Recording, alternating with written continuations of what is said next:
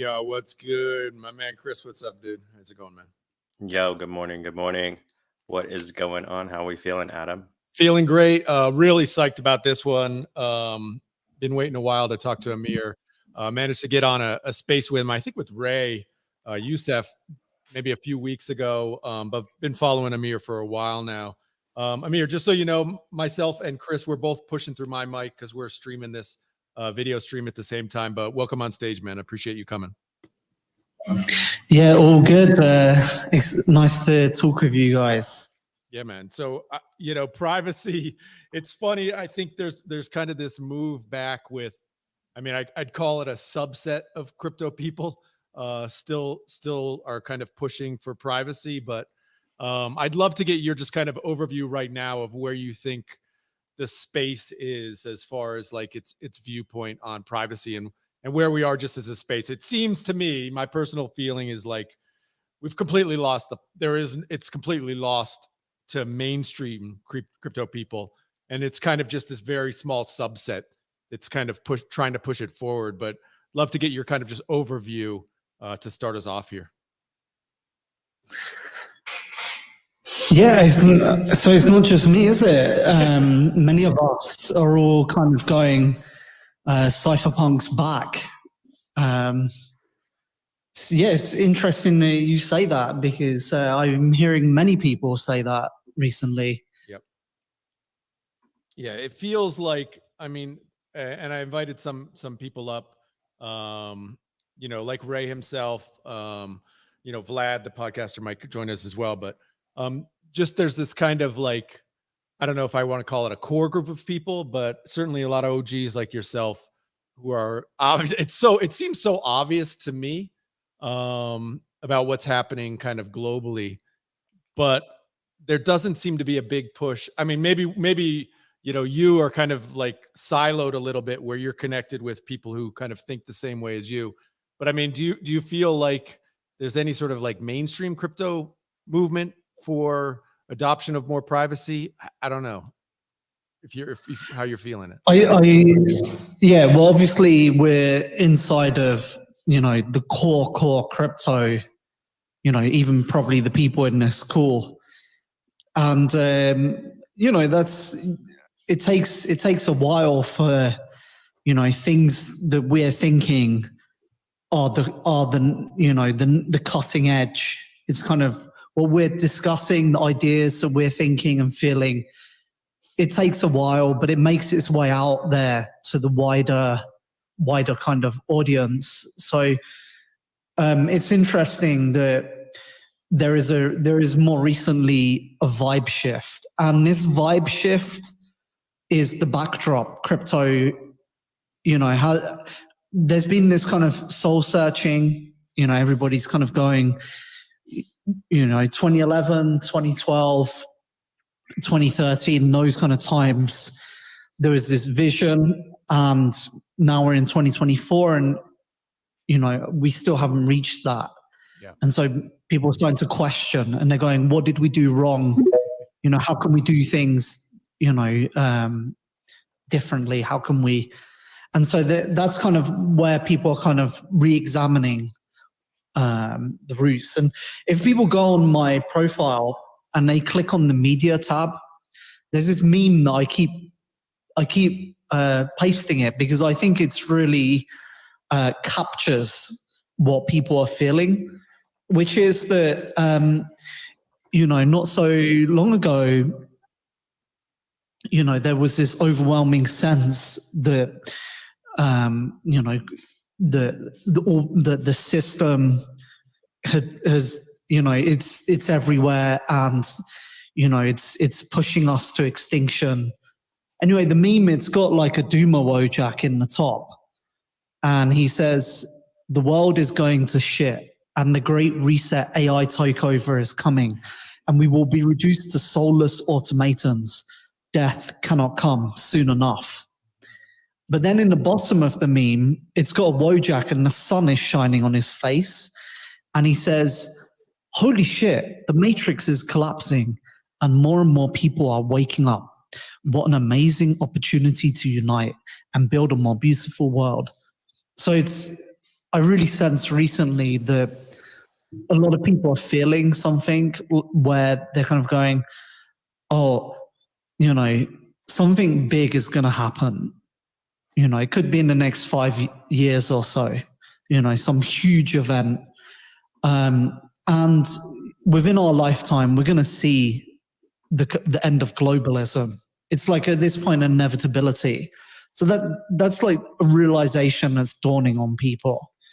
And crypto is in the middle of that as an epical technology. Yeah, I think a lot of us feel that. Do you feel like it's something like we see in a lot of cases with crypto? People don't realize they need crypto until kind of their economy collapses, right? Like I'm here in Costa Rica. I know plenty of Venezuelans. I know plenty of Argentinians, right? It's like you don't need crypto until you need it, kind of thing. Do you feel it's the same? We're kind of the same sort of mindset for privacy in the same sort of vein, where it's like you don't realize you need privacy till you need it. Do you feel like that has to kind of actually happen for people who are in crypto actually to value it? I've heard that, and that's certainly true. But I think it goes even more. Like we're being ruled over by an evil, corrupt, neoliberal regime that has to end. And crypto technology is a tool of self-defense of humanity. When we do cryptography, we make use of mathematics. Mathematics is the language of Mother Nature. So when we summon cryptography, we are summoning the power of nature in defense of humanity.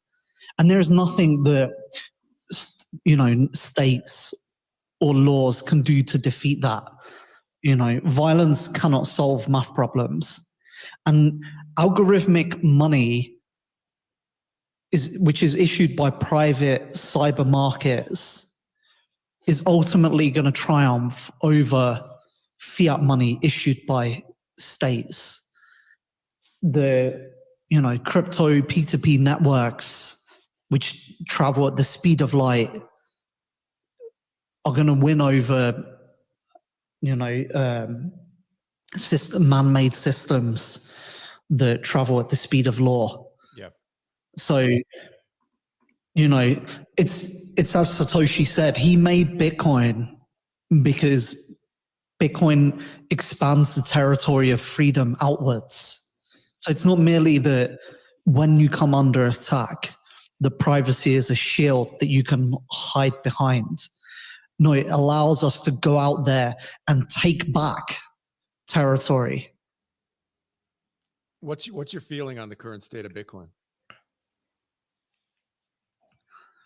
I mean, Bitcoin's put it another way. Do you think it's captured? Like a lot of people think it's captured, or what's your feeling?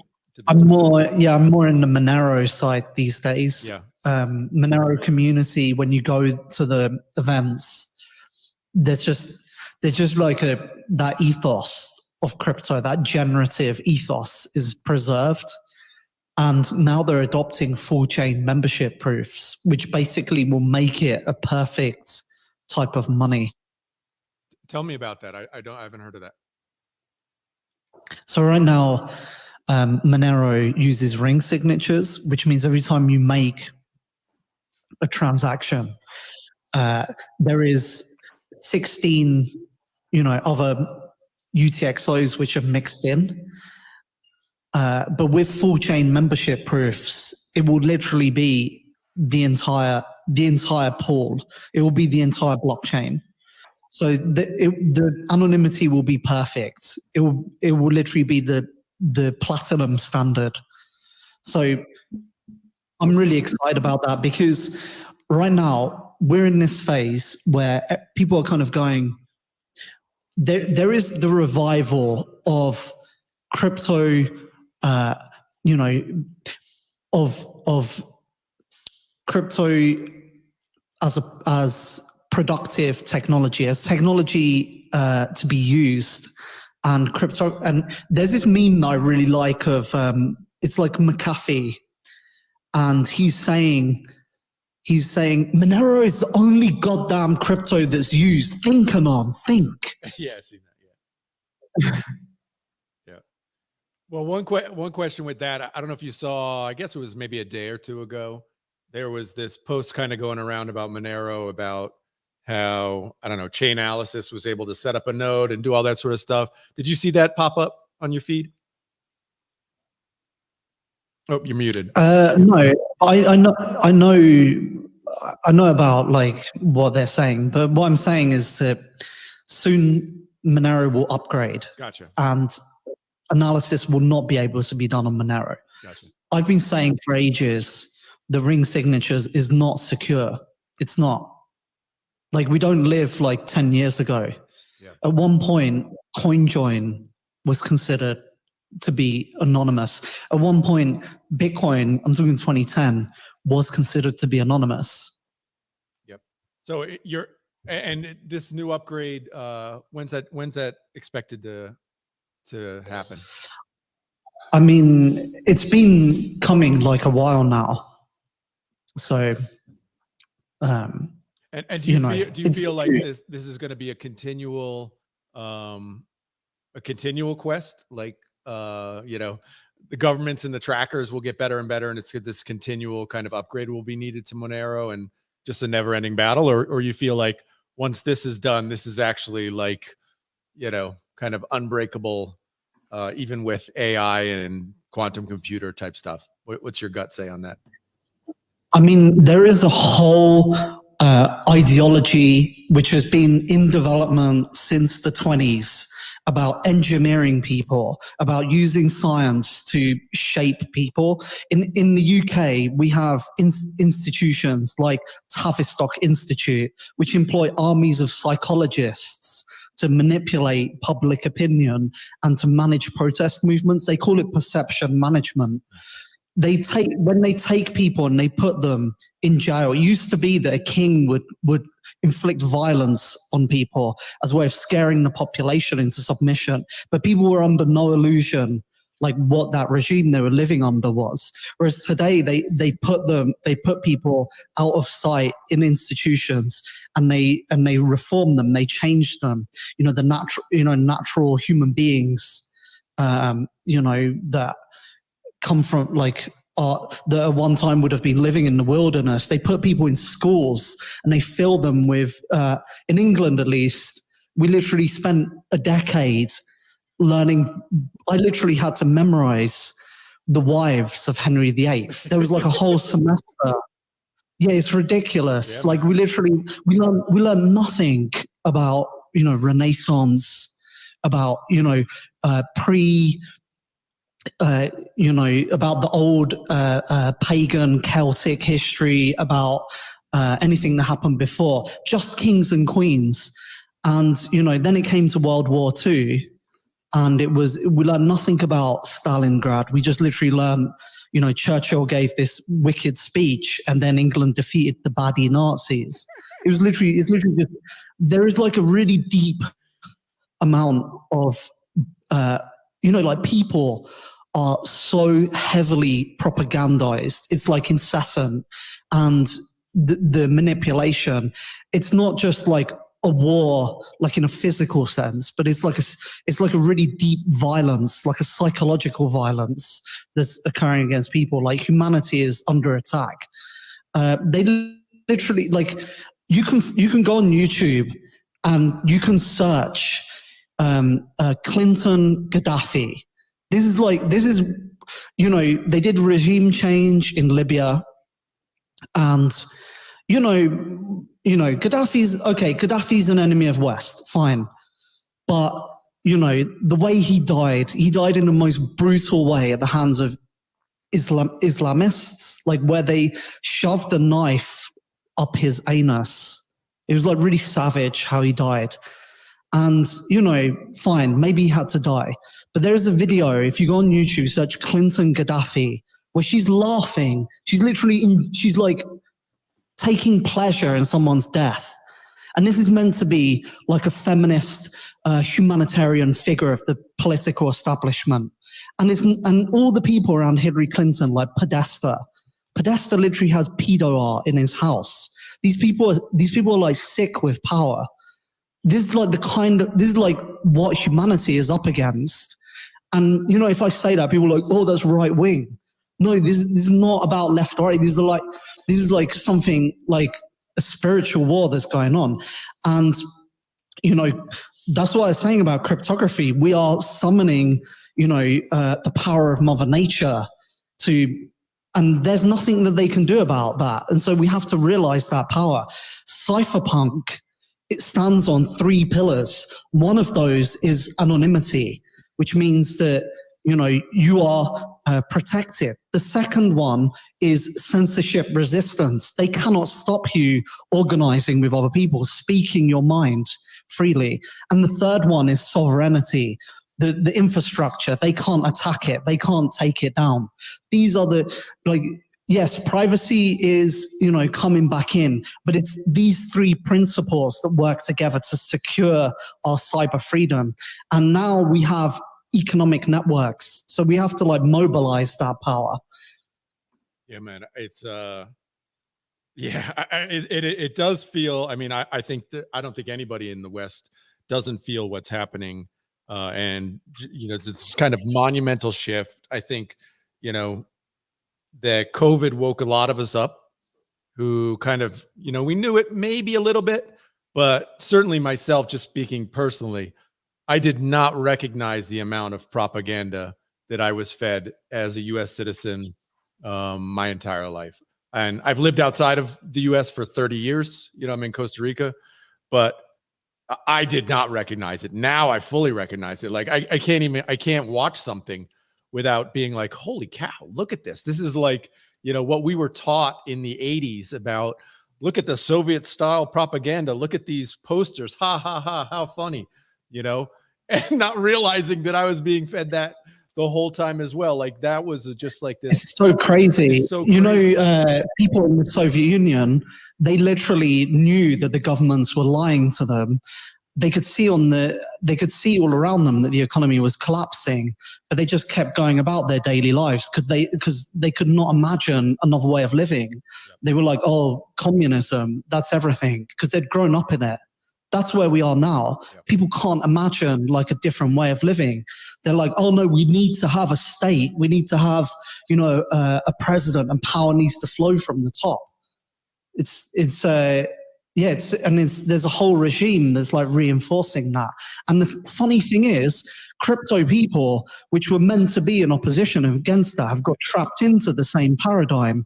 The technology that we use, like the way you have to really look how they make it. People kind of go, you know, people go, okay, like we're going to make a product. Okay, let's get, you know, they throw together some, you know, mock-up. Usually it doesn't have any tech.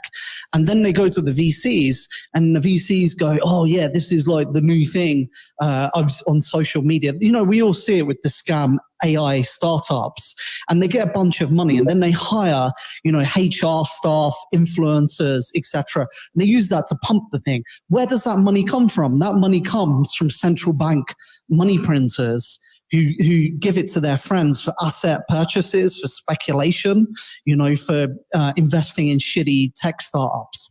And, you know, those people are all part of the system. And that's why all the crypto projects, you know, they want to play safe. They don't want to rock the boat. That's why all the projects have really bland marketing. That's why they haven't produced innovation. And, you know, they're like, oh, we make a product, we have to get as many normies on board. We have to, like, you know, make it as basic as possible. You know, they say, you know, I read an article, Gen Z apparently doesn't know how to use a printer. Gen Z doesn't know how to use a file system. That's, you know, if you look at the Mac computers, they hide the file system. They're like, oh no, you should not have access to that power. So not only is the software made to get as many normies on board, low, you know, stupid people. Not only does it do that, it makes people stupid. It like makes people disempowered. And the crypto paradigm has fallen under that spell where we're like, oh, and everybody's competing zero sum for like this shrinking pool. And we haven't been able to deliver the real promise of the tech because, you know, everybody's kind of beholden to that kind of, yeah, I mean, it's crazy. Like we literally, you see privacy projects, and they go, you know, we're making a privacy project. Join our Discord, and with all the developers being sent to jail, if they're saying that, it's obviously that they're not afraid. So if they're not afraid, they're probably not making anything important. They're probably not doing something that's like, you know, going to change anything. And then this is like everywhere. Like you see it like where people are like, you know, it's like we've had billions of dollars in this industry and people still use Google Documents. I mean, even look at this. We're on Twitter. Sure. It's like a centralized, shitty web platform. It's like a dead end. We've like, but this is where the crypto community is. They've had to get on here, you know, for DarkFi mainnet. And, you know, I'll give like a little, you know, the ancient Greeks, if you ever go to Athens and you go to the ancient Greek Museum of Science and Technology, it's incredible because it's the best museum in the world. You should see it. But the ancient Greeks, they had steam power, they had hydraulics, they had electricity, you know, they had a Turing complete computer. It's called the Antikythera mechanism. They had advanced astronomical instruments. They had androids. And me and my team, we were discussing why did the ancient Greeks not have a scientific industrial revolution? And, you know, the kind of conclusion we came to was that it was because of slavery.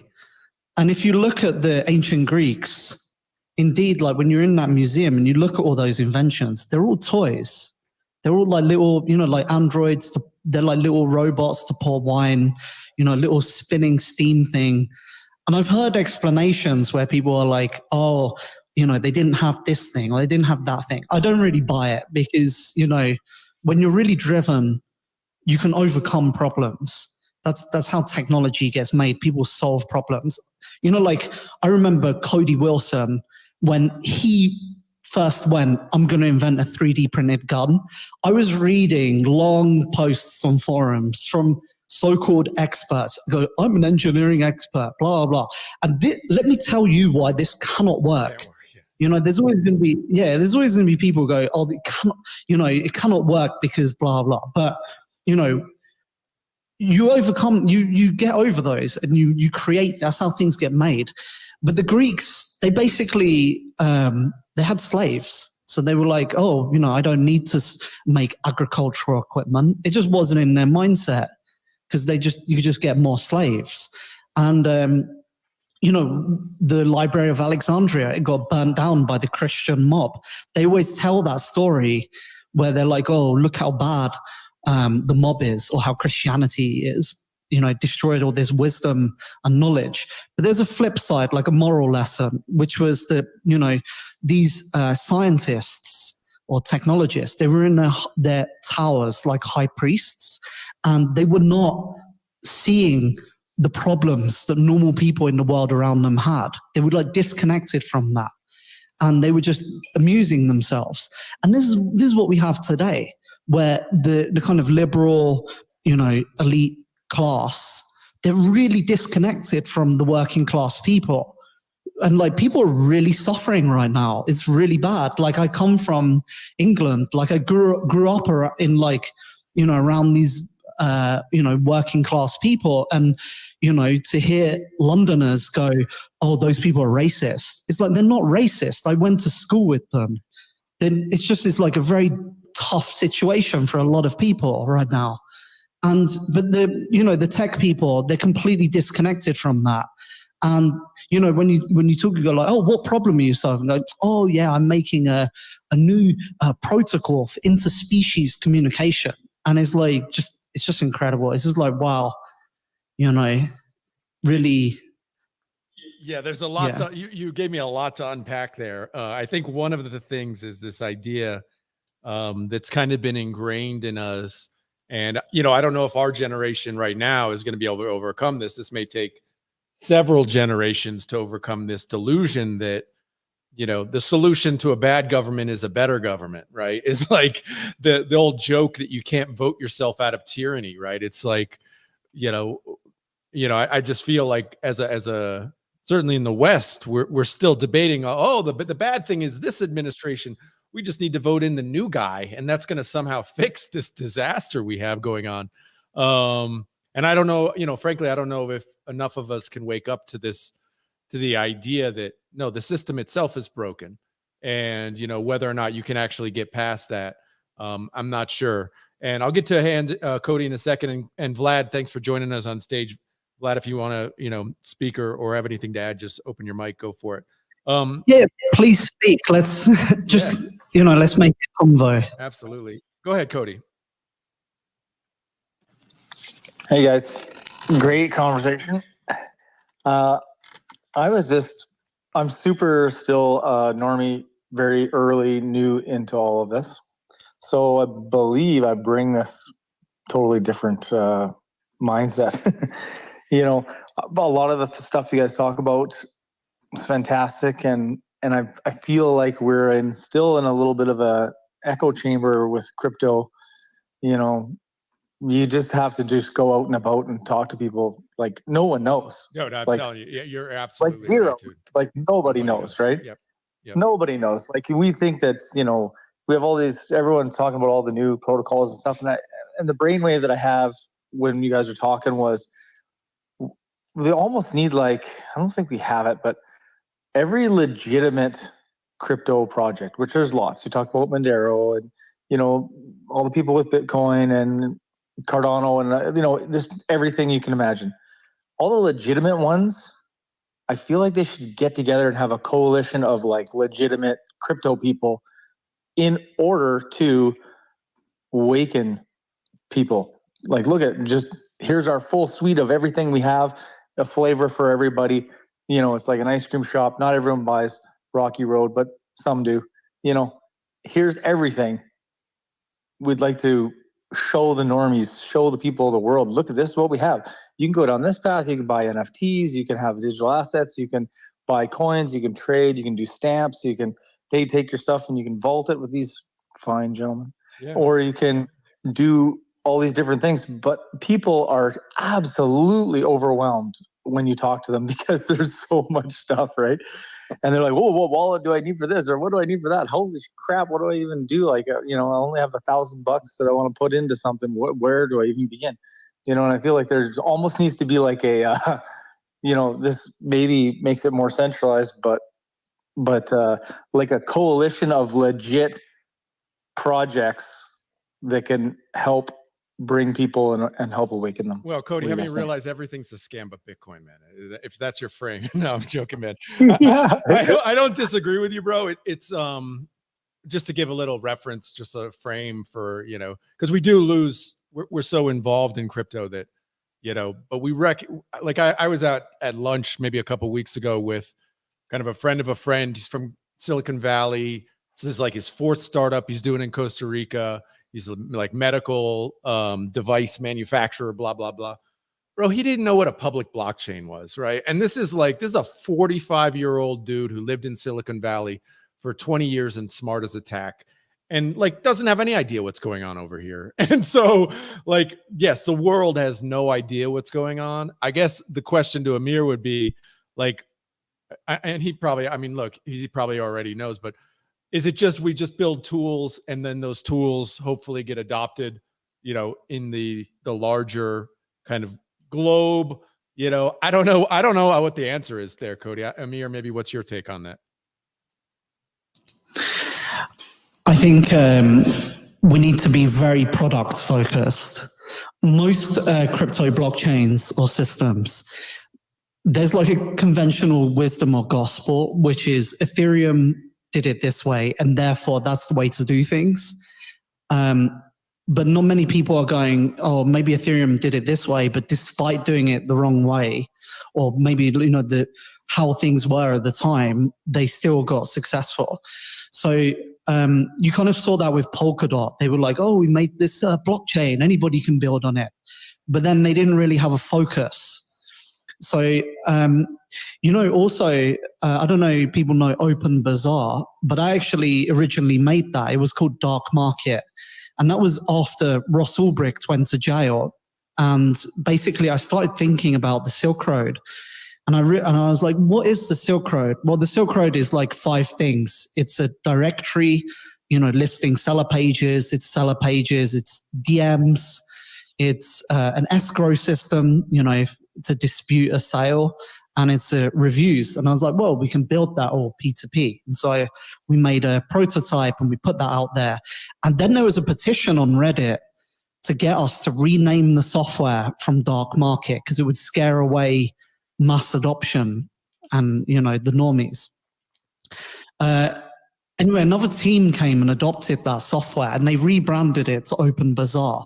And then they started taking all this A16Z money.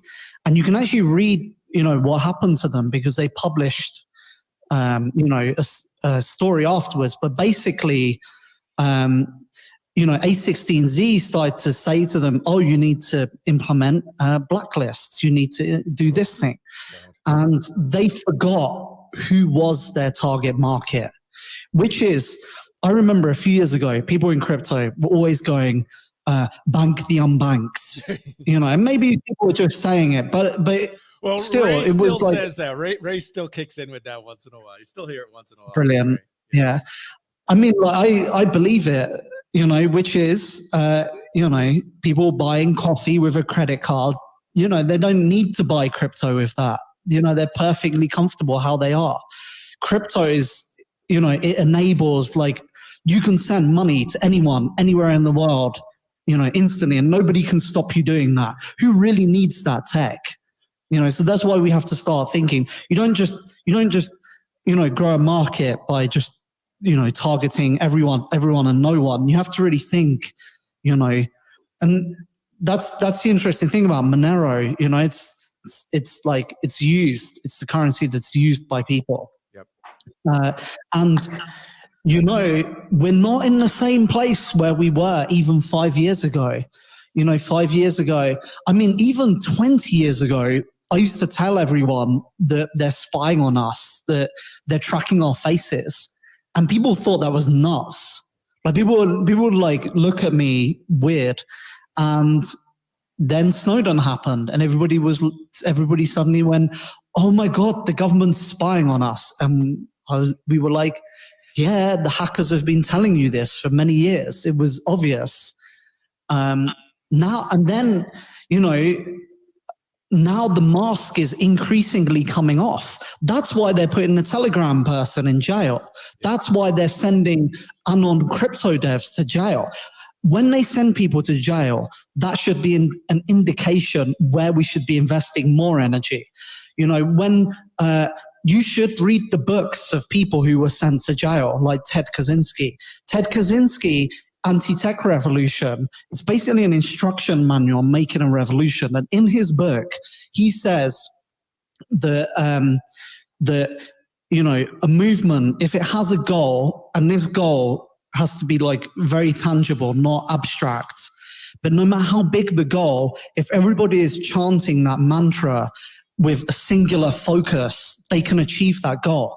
And it used to be in 2010, 2011, that the Bitcoin community was chanting "End the Fed," just a singular focus. Yeah. And if we keep chanting that, it will happen. It's like we're well on the way. Although I don't know if Bitcoiners want to end the Fed anymore, man. It feels like Bitcoiners just want number to go up. And they're happy to have the Fed keep printing I'm not dollars. talking about Bitcoin. Like, obviously, if the whole world had to use a single economic system, that would be like communism. It would be like a communist dystopia. We're all living under one universal currency. There's no borrowing allowed. That'd be horrible. Yep. Vlad, I want you to jump in here. Maybe you can give, just for the listeners, Vlad, because I know you've gone down the rabbit hole of privacy coins. kind of give your overview on the way you feel right now with, Monero, Dash, just your kind of overview of privacy, at least related to coins right now. Well, hi everyone. To me, it's interesting because I got into this rabbit hole. I fell down this rabbit hole of privacy coins when I became a bit disillusioned with Bitcoin, and I realized, okay, I went to Nashville. I was expecting some sort of at least proposals for improving Bitcoin to emerge, something to spark my imagination, something to make me feel optimistic about the future of the project. But all I got was politicians. And I listened to Donald Trump telling me to never sell my Bitcoin. And I listened to RFK suck my dick for 50 minutes. And I couldn't believe that we got to this point where, of course, politicians are praising Bitcoin, which is nice. But on the other hand, what does this mean if the other side wins? Because the Nashville event was very partisan in regards to Republicans. So if this November the election doesn't go one specific way, I think it's gonna be hell. There's gonna be a witch hunt for all the Bitcoin businesses, and the entire industry is gonna have to go for a reset. And I'm not sure if people are actually realizing how probable that is and what's gonna happen if we get I'm 8 hoping it years of Kamala happens. It'll be Harris. so And bullish. Yeah, sorry to Trump. No, continue. yeah, I don't know what's going to mean and if people are ready for 8 years of Kamala Harris and the anti-crypto army by Elizabeth Warren, and even worse regulations, which are going to kill entire projects. And we either go back to the cypherpunk roots of these projects and we decide that we should focus more on privacy and make these technologies less politically fragile, or else, I don't know. If Trump wins, I think it's going to be great for everyone. The Winklevoss twins, they're going to make a lot of money. Everyone who's mining in US is going to be able to still mine. It sounds too good to be true. Granted that he keeps his promise and there's not a deeper agenda that's being pushed forward by the deep state, and it doesn't matter who goes into office and we're going to get the same experience. But it's horrible. And the future that I see right now is not very optimistic for the current state of Bitcoin. I wish there was more research into making the base layer private. I wish there was more research into making stuff like Lightning Network more private, because it's really not. And whoever pretends it's just good enough is being dishonest. And I decided to look more into these projects, which I have neglected or overlooked for years.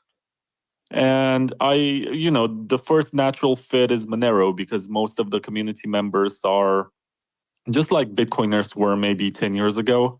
They have a similar mindset, but they're uncompromising in some regards. For them, privacy and ASIC resistance are the two qualities that they really want from this network. They don't care about the number go up. They just want to be able to transact without any fear that they're going to be intercepted and surveilled. And I very much respect that. I also respect the Zcash community because they were able to pull off something very remarkable with their cryptography. They moved on from that horrible opt-in privacy system, and now they have unified addresses to which they can send and they can benefit from these shielded transactions. And it's pretty cool.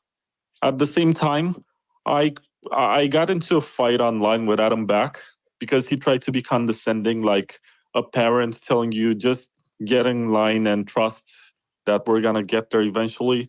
Don't be irrational and impatient. And I said, you know what? Fuck you, Adam Back. I'm gonna start my own investment fund and I'm gonna basically diversify into 5 privacy coins, which I think have a future. And I'm gonna prove to you that I can outperform Bitcoin. And so far, I think I'm up against BTC. In the first 5 weeks, I was 100% up. And I just keep posting this every Thursday. So today is Wednesday. Tomorrow I'm gonna have to report again. It seems like it's not as bullish this week, but it doesn't matter. I'm just gonna keep going, and I wanna push this narrative that, so first of all, I want to counter the narrative that privacy makes you poor.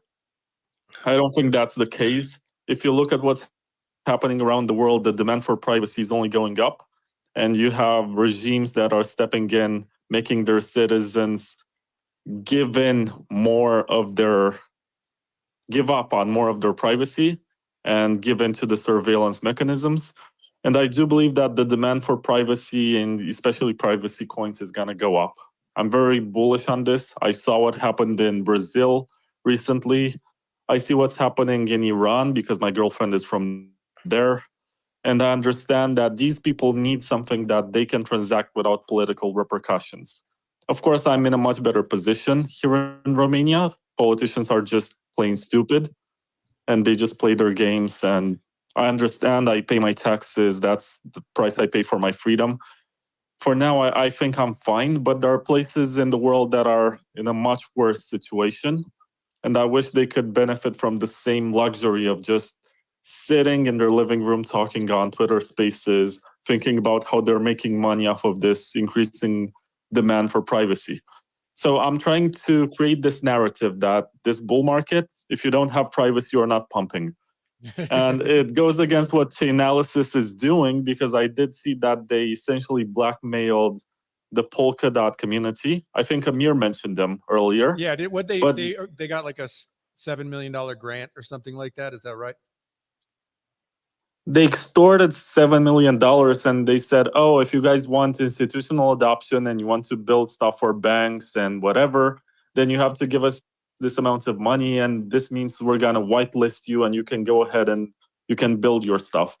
They're not doing anything. They're just asking for this money because they have political connections, and they can say, yeah, these guys are fine. They're not doing anything criminal. So institutions can work with them.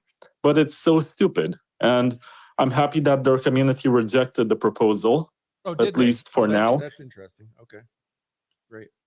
I think officially they did not see the justification. They said they can spend their money much better and they can actually build stuff as opposed to just pay these guys for something which they promised very vaguely. It was just a conversation about some bank from Spain that wants to work with Polkadot, but it can't. And it's very hard to assess if working with that bank is actually good for the token, because everyone wants to pump the price, right?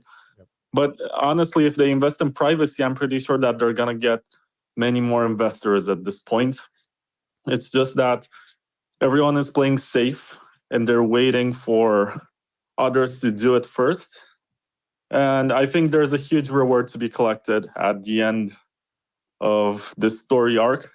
Whoever manages to do very good privacy for the world and allows everyone to transact relatively cheaply without high fees, that's gonna be a big winner. Also for tokens, I fell down the Zeno rabbit hole, and that one is basically Monero cryptography for issuing tokens. And it's pretty interesting. It's still a small project. I don't know if it will succeed, but when you think about it, you can do basically private companies with private tokens and equity that gets transferred without anyone else knowing except for the sender and the receiver. I think there's some future in that. There are some internet companies. So like that's Zeno, is that right? I think I've saw some stuff on them. Amir, would that be some? I mean, maybe you could talk a little bit about the privacy DAO you've kind of been able to create, and how something like Vlad just explained gives this kind of potential, because it's one of the main things. I mean, I don't know how to frame it right, but during the ICO boom, we had this idea that you could build a decentralized company, basically, where people could get rewarded for buying into or funding a company like this. What's your feeling on that with the kind of DAO you created, if you can make sense of what I'm trying to say here, which is like creating people being able to create decentralized entities to do something or build something, and people actually get rewarded in an anonymous way. Like, tell us a little bit about, I guess, first about the DAO and how you view that. So we made Assange DAO, which is the second biggest DAO ever in crypto history, which raised 55 million and basically bankrolled Assange's freedom. But the original vision of the DAO was to free Assange by all means necessary. So, we had this massive treasury, but then because the DAO was transparent and on-chain, and it was a DAO to help liberate, a persecuted political prisoner, being a transparent DAO, basically just, who wants to participate in that? If you vote to do something, you could go to jail. So it was like, wow, you just can't have a DAO unless it's anonymous. It just does not work. The whole point of DAOs is not to like have a DAO to, sit around and, do things that you could do with a company, but do it with Web3. This is what I was saying about Open Bazaar. Open Bazaar, they made a marketplace and they were like, oh, our marketplace will sell, alpaca socks and it will sell sweaters and Bitcoin stickers. Which is like, that's not useful. That's not what people need cryptocurrency for. It's the same thing with a DAO. If you're doing anything important, you're going to be persecuted. And this is why we need this. And so this, not only that, with the Assange DAO, also, we were participating in an auction on chain. And because our treasury was completely public, it broke the game theory. So it just like, we just weren't able to operate a DAO for Assange. So that's why we made the anonymous DAO. And on DarkFi, we have the world's only and first completely anonymous DAO. I remember in 2021, there was this whole squad wealth thesis and this whole idea of DAOs enabling squads to mobilize on the internet and, to create new political forms and, to do activity. But that dream didn't come about. And instead what took over was, the shitcoin, degen, nihilism. I think the big ingredient that was missing was these cypherpunk principles, chiefly among them anonymity. Because how are you going to have a DAO to do interesting things if it's not anonymous? Not only have we built like the world's only and first anonymous DAO in DarkFi, we've got a really good, strong developer team. Like I can go more into like our devs and their other accomplishments before DarkFi. But we've also made the world's strongest anonymous chat. And we had to make that because, we wanted to be able to participate with the community and, talk about the project freely without going to jail. And if you look at the Tornado Cash case, how they got them, one of the things they got them with was saying, oh yeah, we have all your Signal conversations.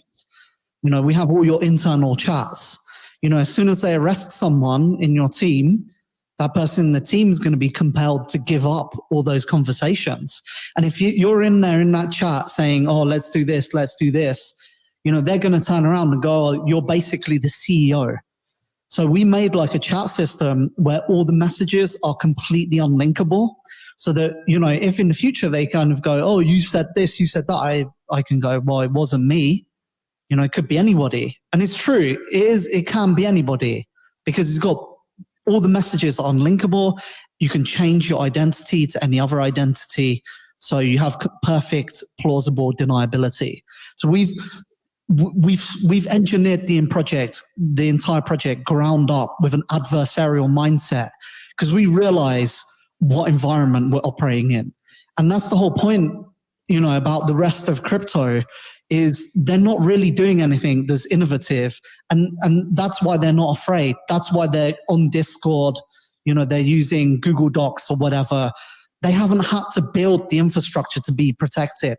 And Ethereum, kind of communists, they're like talking about solarpunk, which if you look at all the solarpunk imagery, it's basically like Dubai, like giant mega cities, but with a bit of grass on top. And they're very pessimistic about humanity. They're like, oh, it would, we need like neoliberal globalism because if we didn't have that, minority groups will be persecuted, so we need like some kind of system in charge. And that's why they're like, they're talking about these mega systems. And a lot of the time, often goes into needing some kind of system of surveillance or transparency or identity. That's why there's identity is such a big topic in the Ethereum ecosystem. And whereas we've got a different mindset, which is, we're lunar punks, we're optimistic about society. We want to give the power to the people. And we believe that, if people are given the power, communities will link up together and they will form parallel societies and they will gain their freedom, and that will be a better world. Like, freedom is not guaranteed by the system. The system, people think the system giving you human rights is guaranteeing your freedom. That's not where freedom comes from. Freedom comes from society. Like, when a society, the culture, it has an environment where people are part of a community, they have aspirations, they have ambition, they band together with other people, and they're able to dream, and they're able to work together to do things. That's what a nation is. A nation is a group of people sharing a culture, your language, ethos. You've got nation of women, you've got nation of Muslims, you've got nation of French people or Catalan people, etc.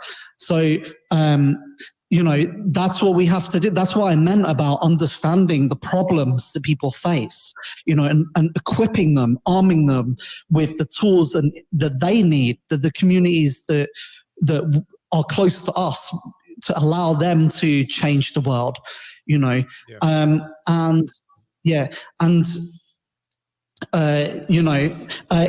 let's think about if for example an authoritarian regime comes to power and they start putting your friends in jail, what are you going to do? You're going to use anonymous chat to communicate with your friends, to get the message out.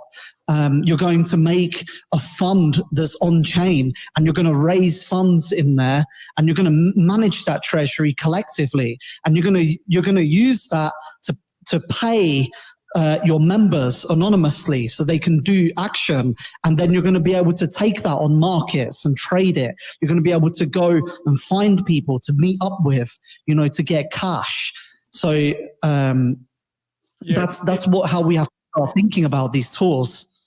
I'm with you 100%. I will say, I don't know, maybe it was a few weeks ago, maybe a month ago, you were like, hey, we're doing a chat in here about, I can't even remember what the topic was going to be or whatever you were going to discuss. And you were like, here's how to set it up. And there was like, bro, for the normie people, I consider myself one of these smooth brain people.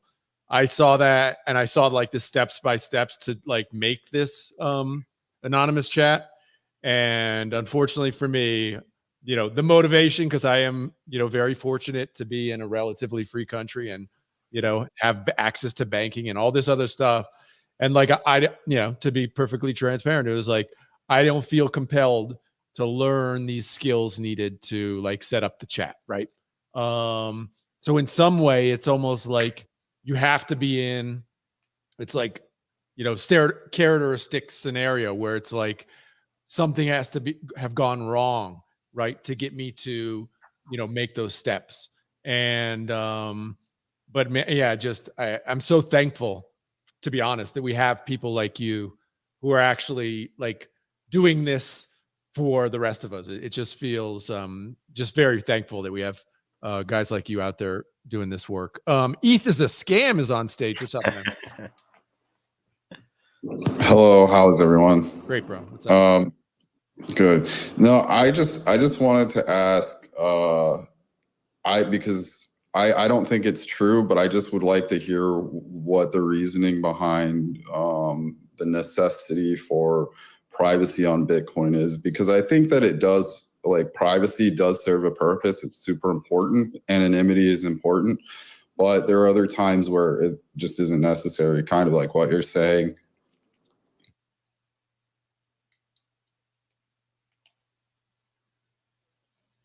And so that's the question. Why is Amir, Vlad, can you hear ETH is a scam? Yeah, I heard. I thought maybe Vlad was going to answer. Yeah, either one of you, if you want to. Can you rephrase the question, please? Yeah, what makes privacy on Bitcoin necessary, and what is the reasoning to have it?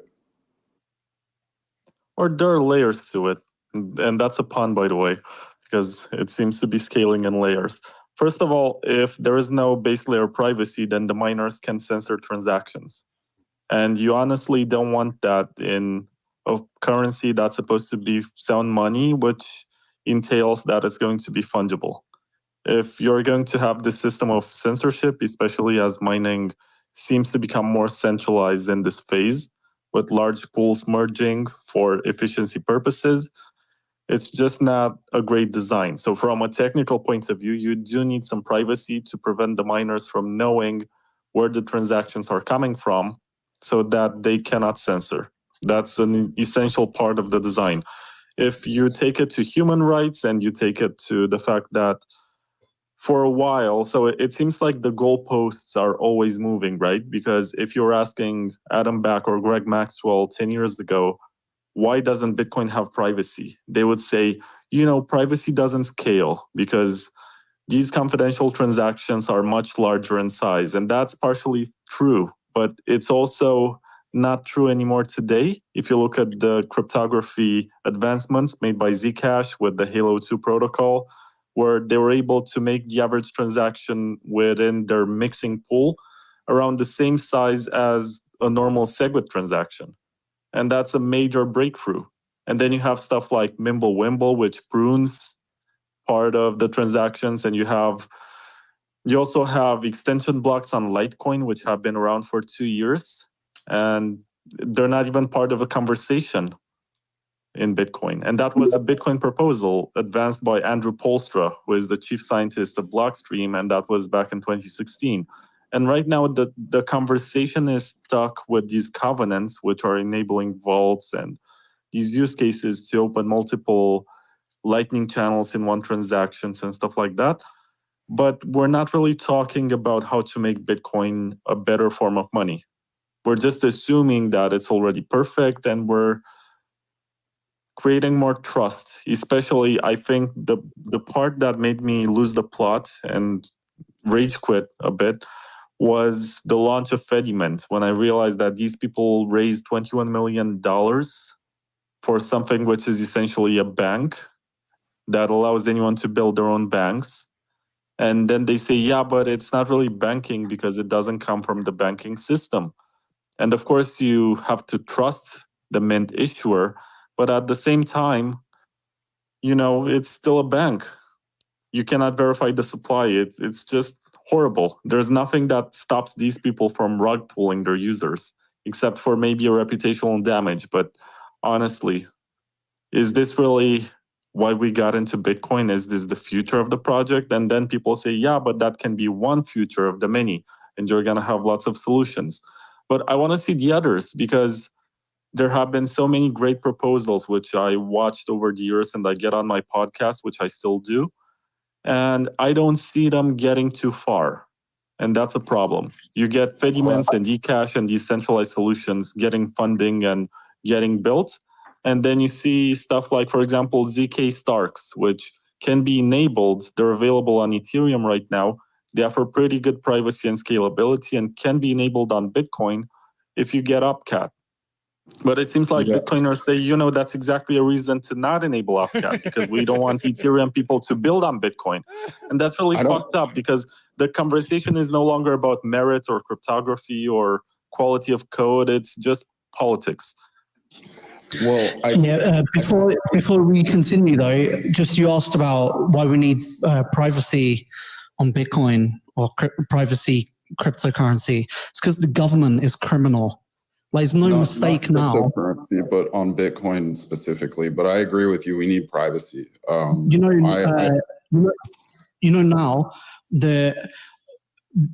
people watch movies about criminals. The people are fascinated by it, and it just kind of shows you that the law has become dubious. It's just the government no longer has any legitimacy, and they kind of they kind of go, oh, well, what about, anonymity being used for criminal purposes? But they just invent that, and then they kind of judge us by the morality that they invent. But if anybody's the true criminal, they're the real criminals. Like, they literally killed 2 million people in the Middle East for nothing. And I'm not even going to get into any conspiracies about, scandals that keep happening in the government, or, Podesta's artwork in his house, which I remember those news articles on the New York Post. You can even find them on Web Archive, like Married with Art on the New York Times. But they've been rug pulled from the internet. So it's like a campaign to like hide this stuff. But it's like going on, it's real. And politicians have kind of realized, this widespread feeling. There's no longer niche. It used to be that we were in the minority. We were a small group of people. But it's not true anymore. Like, more and more people are waking up. And that's why Donald Trump, he uses the language of Occupy. He's like tapping into that widespread resentment that people are feeling.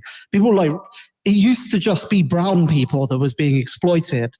But like now it's like actually the native populations which are being genocided, which are being replaced. And, people are realizing, wow, the elites, they actually hate us. They actually like despise us. And crypto projects, though, they haven't realized that yet. That's why they're still playing the same, tired ass Silicon Valley proprietary bullshit games of trying to get, the central bank, money printing funding for their projects. And they don't want to say anything that, frightens, that upsets, the people in power. And that's why they're not developing the tech that people need, because they're captured. And that's we see that happen in Bitcoin. Michael Saylor, he says anonymity is bad because it will stop trillions of dollars flowing in, and Bitcoin is like cringy. It's like captured by influencers who have no, like yesterday. Yeah, I won't get too deep into Bitcoin, but I just say like, we have the power. Like we're literally technologists. We have, as I said, like cryptography. It's like using mathematics. Mathematics is the language of Mother Nature.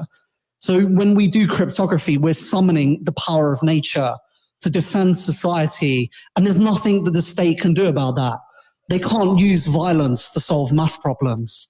I remember, and I'll tell you what happened 20 years ago with BitTorrent. They had Napster and those kind of centralized file sharing platforms. And that was cool because people were sharing media online and people were going, oh, check out this new song. And they shut it down. But then Bram Cohen came along, a technologist, and he was like, he realized he invented P2P, and he was like, oh, we can use this to build P2P networks. And then that was the invention of BitTorrent, which you should be using QBitTorrent to download movies and music. You don't need like subscriptions to any Netflix, etc. Just download QBitTorrent, enable the search engine in there. You get everything on there. You can stream it off there even. But he invented torrents, and Hollywood was like, we need to shut this down. And they started to make examples of people. They started to threaten people with jail, with huge fines, etc. But it had the opposite effect. It made people go, they're not going to tell us what the fuck to do. We're going to show them who's the boss. And the community rallied. And the more people they put in jail, the more it made people brave. It made people angry that they wanted to send a message to this corrupt Hollywood elites. And we ended up winning that. And that's now going to happen, but not with Hollywood, with governments, with the US government and its financial chokehold on the world and its globalist allies. They're going to lose. They're already on the way out. Cryptocurrency, if anything, is just like, something that pushed the balance. It's like pushed them over the edge. And for the reason privacy has not done well until now is because, people have been trying to play it safe, going, privacy is normal. Nobody wants to see you when you're peeing in the bathroom. Privacy is safe. They're essentially saying privacy is normie, but that's not what we're saying. We're saying, no, privacy is exceptional. Like, privacy is like special. When you have privacy, you have power, and it's something you have to fight for. You have to grab it. It's like what the US founding fathers said, the soil needs to be watered, with the blood of liberty periodically. We now have, and, in the future, when, the People's Democratic Confederalist Forces overthrow, INGSOC and, the Europol communal council, and their global allies, globalist organization allies.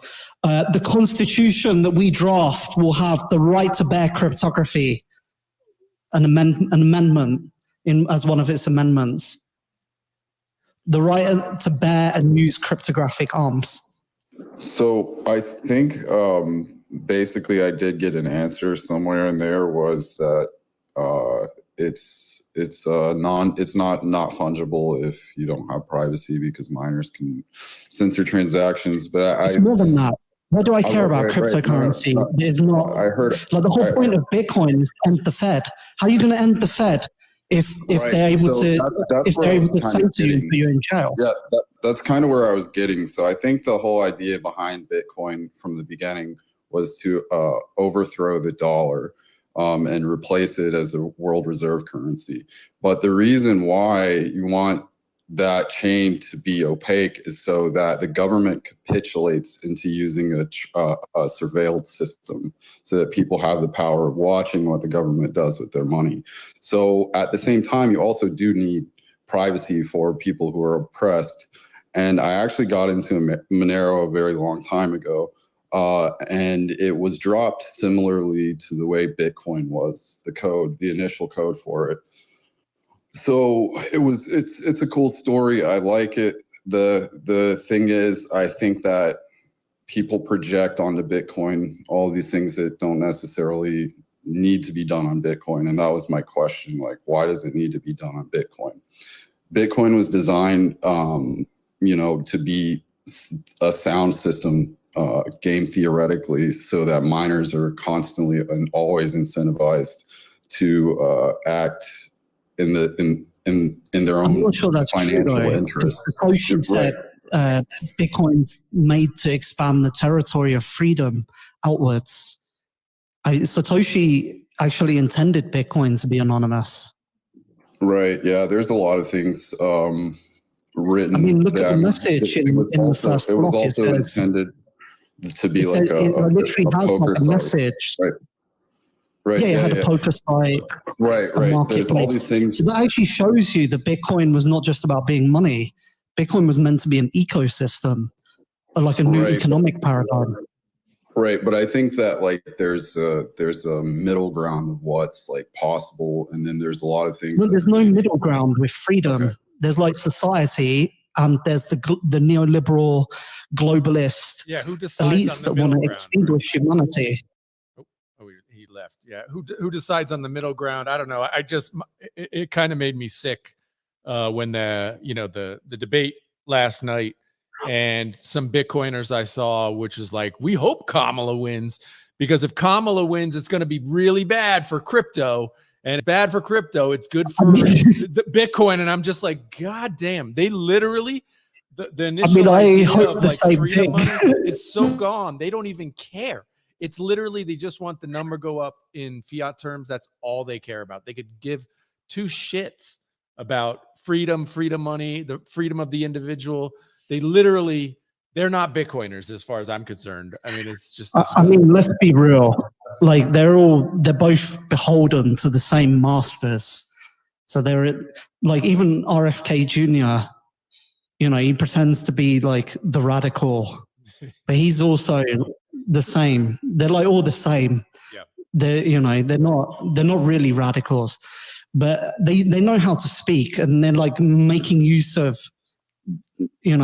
certain kinds of language. But what's interesting about Trump is that he's tapping into a widespread energy or sentiment. And that's like a signal that we should be aware of. I wanted to welcome Ray on stage. Ray, what's up, man? I appreciate you joining us, brother. How's it going, man? Oh, it's going great, brothers. I love the conversation here. You got some real stalwart, sovereign individuals and warriors on this space, and that's always beautiful because look, it's not about the tech. It's about the narrative and the humans that are propagating it and defending the boundaries of that narrative. This is a critical lesson. The tech can go anywhere the narrative goes.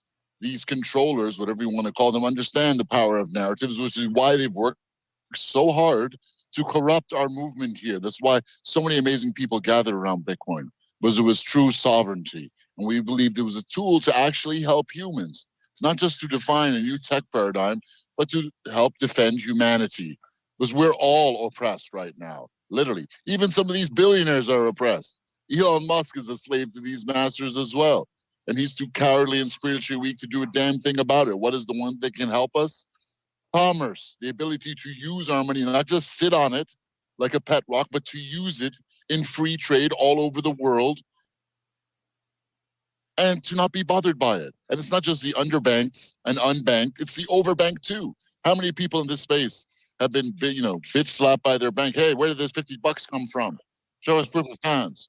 None of your business, bitch. Everyone is completely oppressed here. And we need to be able to use our money, and it manifests everywhere. So I keep talking about Africa, right? And I keep using this term, economic apartheid. I've been using this term for the past 10 years. Now people are starting to use it. This is so important because we have to understand this is how America keeps the world poor. Under the guise of KYC, AML, terrorist fund, all this stuff, they just want to make it so that no one can actually use their money. So the people not completely beholden to them are not able to transact. And they love to pick on Africa. The banks don't work across border in Africa. Even the mobile money wallets don't work across Africa. And when the United States took over Binance, the first thing the compliance team did was they disabled Pan-African trade on Binance peer-to-peer. So I'm not just a conspiracy theorist. We need to be able to use our money, and privacy is an essential part of that. If there's no way you can exclude privacy from this now, because we are all literally being preyed upon 24/7 by the most sophisticated surveillance apparatus that the world has ever seen. This is beyond Skynet right now. We are staring down the barrel of a gun. And if privacy is not baked into the frame or the core of your solution as the default, and that's important, as the default, because divinity is in the defaults, right? Then you have no shot. And that's why these conversations have to continue. Yeah, it's I was on a space with David Chom, who I've been fortunate enough to meet a couple times, hang out with in person, and I wrote down his quote because it was so like it hit me so hard. It was like, privacy can't be added on; it must be built in. And I think, like, for it to really be part of normie culture, it has to be that way. I mean, we look at what happened with Telegram. Where Telegram, we all know now, there's no privacy in Telegram, right? But shit, half of fucking crypto Twitter is on, Telegram. It's just like a joke. It's like it's crazy how just like ass backwards that is, right? Yeah, I don't know. Yeah, and that's another thing too. It's not enough for us just to take back the money pillar, which is the first pillar they took, right? First, they took control of the money pillar, and you can, pinpoint that, at, the 2,000 years ago when Jesus came to intercept that system, or 1913, December 23rd, Christmas Day, when Woodrow Wilson signed the Federal Reserve Act or whatever. But the point is they took it. And with control of that, then they took the information media pillar and then used that to take control of the armies of the world and reset the world to their liking. We have to take back the financial pillar and the communication pillar at the same time now. At the same fucking time. Understand the difficulty, the immensity of all of that. We don't have the luxury of just, we'll get the money right and then the information will come along. No, we have to do both at the same time. And privacy has to be baked into the framework of that as well. So I hope you're all ready to work. Bro, bit of a challenge. Holy shit, Ray. But we're out here, man. That's it. Look, man, we all do it in our little ways, I guess. And I do feel like, I think, most people on this stage feel like the old kind of Chinese curse, which is like, may you live in interesting times. I don't think there's any doubt we are in the midst of fucking some serious interesting times. I want to thank everybody for coming on. Amir, Really, really appreciate you coming on, taking the time with us today. Ray, Vlad, everybody who joined in. Vlad, I just appreciate it so much. Amir, is there something other? I've pointed people to your profile, Amir. Is there anywhere else you want people to kind of get in touch with you, or some step you want people to take? You can join our DarkFi Telegram. We also have a DarkFi Twitter, and then soon we're going to be releasing a UI. So there'll be a phone app that you can also use to join our chat. Awesome, man. Really appreciate it again. You taking the time with us today. Great chatting with everybody. Guys, if you don't know it, we run this show. Chris and I and Emblem Vault do this show every Tuesday through Thursday at 11:30 a.m. Eastern. Tomorrow we're talking some NFTs with the guys from Crypto Slam. See what's happening in the dead NFT market. But really appreciate everybody for joining the show today. This is core values of just what is important for us as free people trying to make a difference in this world. So stay free out there, people, and we'll see you tomorrow at 11:30 a.m. Eastern. Appreciate you. Yeah, really appreciate you guys. We'll catch you tomorrow.